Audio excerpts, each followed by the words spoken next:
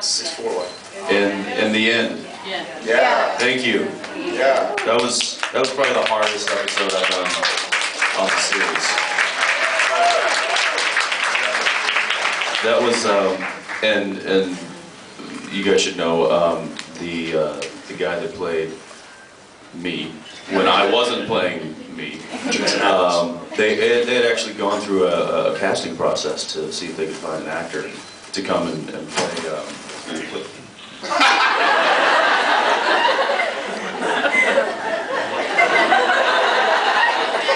To come and play opposite me, and so I met with like 3 or 4 guys actually, and you know, just kind of rapped out with them, and we ended up going with this one guy, and he showed up, and the first scene that we shot was where Future Dean pulls up in the Jeep and then shoots the guy in the face, and then so that scene was shot first, and I did it with this guy. He just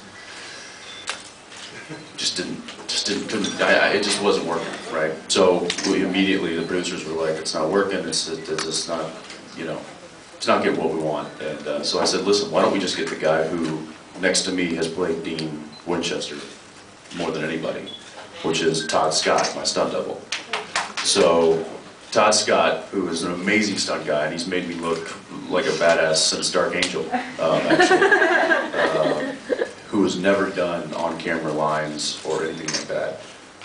I begged him, and he was like, "All right, man, but you know, I'm gonna warn you. I don't know what to expect." And I mean, this guy was he sat there in my trailer and was like, took it so seriously, and was running lines with me, and I mean, we're talking like 8 pages of dialogue a day for like 3 or 4 days. It was just Dean on the call sheet, so it was just me and him.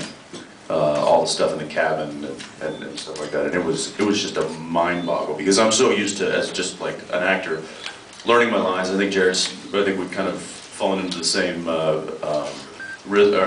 just a routine, is that we learn our lines and then we get on set and the scene kind of comes together organically, and you know, I react off of what he's doing, and he reacts off of what I'm doing, and that's just kind of where we find the nuances, as Kim Manners used to like always said. He was like, "All right, boys, find those nuances," and that's what we get. Generally, those happen while you're working on the scene, while the scene's happening. I didn't have that, so that crush that I've been using, I think it's not really crush, it's just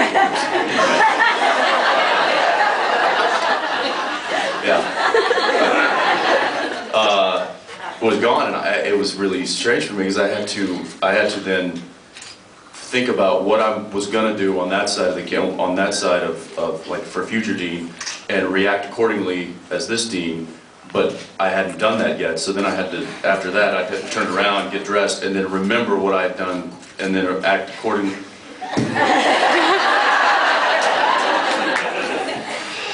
My brain was soup after that. And I called Eric after that episode, and I was like, "Hey buddy, just so you know, I'm phoning in the next 5 episodes."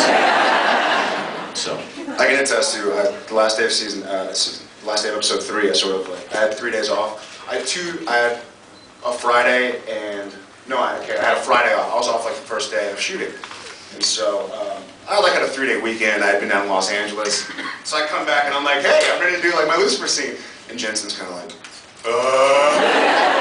"Okay, he's a little stressed. I'm going to do my thing." Yeah, I think you. But that Lucifer scene ended up being like one of my favorite scenes. Like it was. Yeah, he works like 1 day and he comes away with like stealing the episode at the end. Sure. But it twist. And it was such a refreshing thing for me, because then all of a sudden, you know, I was working with him again. It was like, oh, finally, something normal. And it turned out to be, you know, really, really good scenes. It was a fun scene. I like the lighting effects. That was one of my favorite episodes when I read it, and it was kind of like it reminded me so much of the Terminator movies and the just sort of I Am Legend. And I was like, you get such a cool episode. It's so neat. My episode, and I was like, shoot me. Yeah, by the end. But it was really, I think it was, now, hopefully in hindsight, it was worth the... Yeah, it definitely was, you know, there's a nice sense of, job well done kind of thing. Yeah, you go, it's one of those, you finish it and it's like, that was tough, but man, do I feel like I accomplished something good, so, yeah. This is the first season where I feel like, I mean, we're halfway through episode 12 right now. We're over the hump, which is episode 11. And I feel like it's just blended together. Like I remember the end, I remember the last two that aired, but beyond that, it's been a blur. Like I'm trying to think of what's been going on this year. I have no idea. After the end, it's all a wash. Oh yeah. I wouldn't know. Y'all met what, twice? Yeah, well, I mean, we saw each other on set. And he actually showed up a little early, and he didn't like follow me around, but he just kind of, you know, would watch me work. He watched me do a couple of scenes just so he could kind of get the mannerisms, and I didn't realize that I was so Clint Eastwood-like.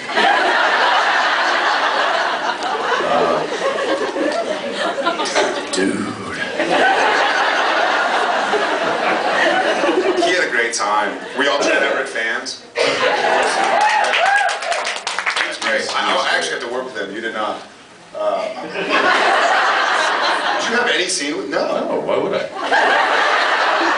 And Chad, you know, Chad comes up to me, he's like, "No, man, I gotta tell you, when I read this, I'm like, oh, what a great opportunity for an actor, for you, you know, did you lobby for like doing the makeup and being an old man?" And I'm like, "Chad, I read this script and I was like, woohoo, 4 days off."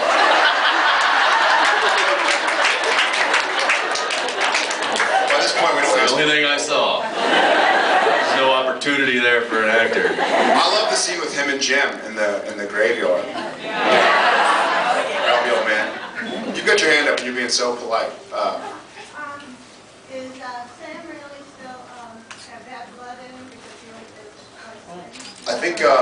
always does? I think he always will. I don't think we've really touched on that too much, but I think he always will. And I mean, as we see, you know, and I guess the future can be changed, but he was Lucifer at least during the end. So that was supposed to be 5 years from now. So he's got to have something going on. And I think that was the idea, and that was sort of the arc last year. Is that sort of the tainted blood isn't something that you can kind of exfoliate and go like, all right, it's out of my system. We're gonna get him into the Betty Ford clinic. Yeah. For demon blood. Interrupted. You. Do you think that Dean has ever told anybody that Sam has tried to strangle? I doubt it. I doubt Dean's ever told anybody anything. He's a closed book. We have a really cool episode though coming up where we have to sort of infiltrate an insane asylum, and so we have to act insane. So, but the funny thing is, acting insane is us being us. I sucked demon blood, and then I killed. I started the apocalypse. I killed the demon. Yeah, we just tell them the truth, and they're like, the doctors are going to want to keep you for observation. Okay. We worked with a great actor, for those of you who know Napoleon Dynamite, John Breyer played Uncle Rico. Yeah. Yeah. Yeah, he's great. He's really funny. And He's really good. Yeah. He plays an old hunter, like one of Dad's friends. Yeah, very And, yeah, funny episode. that was what, 10? I don't know. 10 is huge. Did the girls or the guys give y'all any sort of, we always do a big episode 10 because that's always the big cliffhanger. Like, No spoilers. it is. 10's next week. Yeah.